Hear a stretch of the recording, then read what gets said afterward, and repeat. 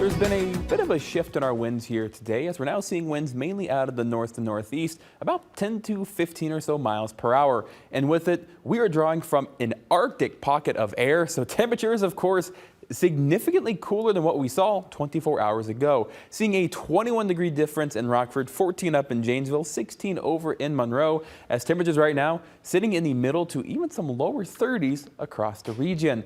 All right, now our Anderson KMAX storm tracker is still showing the majority of us getting some rainfall, but as you can kind of see, that white slowly but surely starting to trickle down as we're starting to see a little bit of snow start to mix in.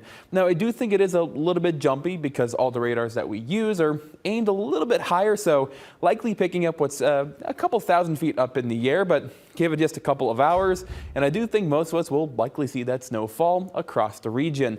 Now with it, kind of a weird scenario where we are getting that Arctic air, and that needs to filter in overhead for us to drop below freezing for us to see that snow start to fall. However, when it comes to that Arctic air, it is dry as can be, so the moisture we've been seeing will slowly but surely start to dry out. So while we transition into snow, a lot of the precipitation should slowly but surely also start to weaken and essentially dry out. That being said, though, before we actually dry out, I do think we're going to see maybe a half of an inch to an inch of total snowfall.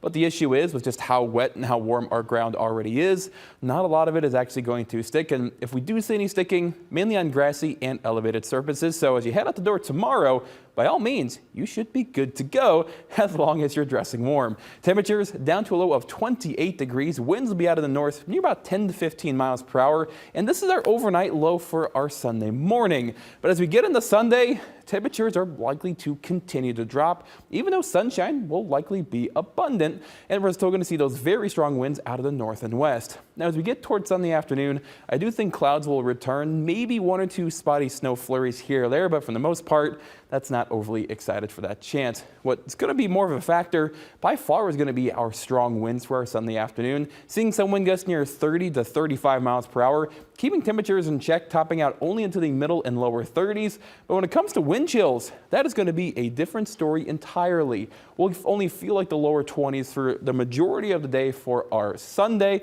but heading into Sunday night into Monday morning, even colder. We'll get down to a low in the low 20s with wind chills, lower teens to upper single digits. So a lot of us have to break out the winter coats and start wearing those, and of course, probably tacking on some layers. Now progressing on the Monday, another day that will have a good amount of sunshine, but temperatures are still really going to be hindered by the massive low pressure system that is hanging overhead and just to our north and east. So with that in mind, this Arctic air will likely stick around as we head into our Monday, still getting a lot of northerly flow.